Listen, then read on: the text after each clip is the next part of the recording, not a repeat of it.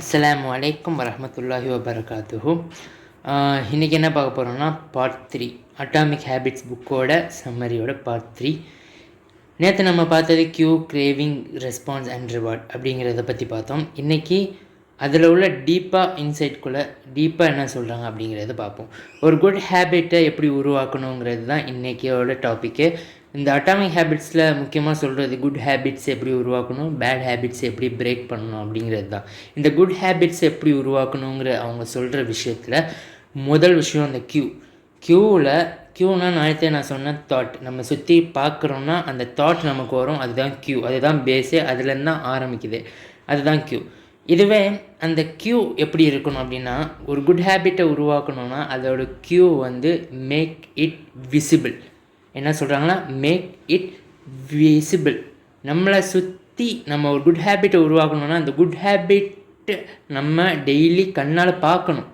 இப்போது நீங்கள் புத்தகம் வாசிக்க ஆசைப்பட்றீங்க, ஒரு புக் எடுத்து ரீடிங் பண்ண ஆசைப்பட்றீங்க, எக்ஸசைஸ் பண்ண ஆசைப்பட்றீங்கன்னா அதை சுற்றி நம்ம பார்க்குற மாதிரி வச்சுக்கணும். அப்போ தான் நமக்கு அது ஒரு கிரேவிங் உண்டாகும். அதாவது இது செகண்ட் ஸ்டெப் வந்து கிரேவிங், ஒரு தூண்டுதல் உண்டாகும். நமக்கு க்யூவை எந்த அளவு ஸ்ட்ராங் பண்ணுறோமோ, ஒரு குட் ஹேபிட்டில் க்யூவை ஸ்ட்ராங் பண்ணுறோமோ அப்போ தான் நமக்கு ஒரு கிரேவிங் உண்டாகும். அந்த கிரேவிங் தான் தூண்டுதல். அந்த கிரேவிங் ஒரு அட்ராக்டிவாக இருக்கணும். நம்ம இப்போது சொல்லக்கூடிய விஷயம் வந்து அந்த க்யூவில் வந்து மேக் இட் விசிபிள், கிரேவிங்கில் make it attractive. Second point, make it attractive. Craving நம்மளை தூண்டக்கூடிய விஷயம் ஒரு அட்ராக்டிவாக இருக்கணும். இப்போது ஒரு குட் ஹேபிட்ஸ் நம்ம உண்டு பண்ணணும் அப்படின்னா நம்ம பார்க்குற விஷயம் ஒரு அட்ராக்டிவாக இருந்தால் தான் நம்மளை ஆட்டோமேட்டிக்காக ஈர்க்கும் நம்ம அந்த குட் ஹேபிட்டை பண்ணுறதுக்கு. ஓகேங்களா?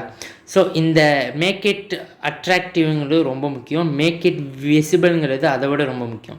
ஸோ நம்மளை இப்போது ஒரு புக்கு ரீடிங் பண்ணணும் ஆசைப்பட்டுட்டு அந்த புக்கை தூக்கி செல்ஃப்லேயோ இல்லை பேரோலையோ வச்சா நம்மளால் ரீடிங் பண்ண முடியாது.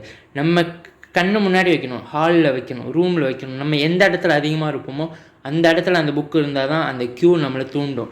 அந்த க்யூவை பார்த்தோன்னே நமக்கு அட்ராக்டிவ் ஒரு கிரேவிங் உண்டாகும். அப்புறம் என்ன ஆகும், நம்ம ஆட்டோமேட்டிக்காக அதை நம்ம செய்ய ஆரம்பிச்சிடும். அதுதான் ரெஸ்பான்ஸ். ஓகேங்களா? ஸோ அந்த ரெஸ்பான்ஸ் தான் நம்மளுடைய action. Okay, make it visible, make it attractive and make it easy. இப்போ நம்ம ஒரு ஹேபிட்டை பண்ணுறோம் அப்படின்னா அந்த ஹேபிட் ஈஸியாக இருக்கணும். இப்போது ஒரு புத்தகம் வாசிக்கிறோம் அப்படின்னா நம்ம ஒரு நாளைக்கு 1 பேஜ் 2 பேஜ் அப்படி தான் ஆரம்பிக்கணும். ஒரே நாளில் 30 பேஜ் 50 பேஜ்னு படித்தோன்னா அதுக்கப்புறம் நம்மளால் அந்த புக்கை எடுக்கக்கூட முடியாது, சோம்பேறித்தனம் வந்துடும். அதனால் அந்த 3வது பாயிண்ட் வந்து கண்டிப்பாக ரொம்ப முக்கியம். Make it easy, make it visible, make it attractive and make it easy. ஈஸியாக இருக்கணும் அந்த ஒரு ஹேபிட். ஈஸியான ஹேபிட்டை மட்டும்தான் நம்ம மைண்ட் ஃபாலோ பண்ண முடியும். ஒரு கஷ்டமான டாஸ்க் வச்சா நம்மளால் கண்டிப்பாக ஃபாலோ பண்ண முடியாது. எப்போவுமே சரி, ஒரே நாளில் ஒரு பர்சன்டேஜ் நம்மளுடைய ஆக்ஷனை கொண்டு வந்தால், ஒரு ஹேபிட்டை கொண்டு வந்தால் அது 1 மாதம் கழித்து 100 நாள் கழித்து பெரிய ரிசல்ட்டை கொடுக்கும். இதுவே நம்ம விட்டு பண்ணோன்னா அது கண்டிப்பாக ஒரு ரிசல்ட்டை தராது. அதனால் நம்ம ஈஸியாக இருக்கணும், மேக் இட் ஈஸியாக இருக்கணும். இந்த 4வது விஷயமும் இந்த புக்கில் சொல்கிறது என்னென்னா, மேக் இட் சாட்டிஸ்ஃபை. நம்ம அந்த 1 பேஜ் படித்து முடித்தாலும் சாட்டிஸ்ஃபைடாக ஃபீல் பண்ணணும், டோப்பமைன் ஹார்மோனை ஃபீல் பண்ணணும். Make it satisfy. நம்ம அதை சாட்டிஸ்ஃபையாக ஃபீல் பண்ணிட்டோம்னா ஆட்டோமேட்டிக்காக நம்ம நாளைக்கும் பண்ண தூண்டும். ஸோ இதுதான் டோப்பமைன் ஹார்மோன் தான் 4th ஸ்டேஜில் தான் ஃபீல் ஆகும். ஸோ மேக் இட் சாட்டிஸ்ஃபை தான் இந்த 4th ஸ்டேஜ். 4th ஸ்டேஜில் உள்ளது வந்து ரிவார்ட். என்ன ரிவார்ட்? நம்ம மேக் இட் சாட்டிஸ்ஃபை, நம்ம சாட்டிஸ்ஃபையாக ஃபீல் ஆகணும். இதுதான் ஒரு குட் ஹேபிட்டை ஃபாலோ பண்ணுறதுக்கான ப்ராசஸ். உங்களை சுற்றி ஈஸியாக அதாவது உங்களை சுற்றி உங்களை தோண்டக்கூடியதாக நீங்கள் வச்சுக்கணும். அதுதான் குட் ஹேபிட்ஸ்க்கு. அண்ட் அது அட்ராக்டிவாக இருக்கணும், உங்களே அட்ராக்ட் பண்ணணும் ஒரு தூண்டுதலோட. அண்ட் அது ஈஸியாக இருக்கணும், அந்த ஹேபிட் ரொம்ப ஈஸியாக இருக்கணும். ஸ்டார்டிங்லேயே நம்ம கஷ்டமாக வச்சா கண்டிப்பாக முடியாது, ஈஸியிலேருந்து ஆரம்பிக்கணும்.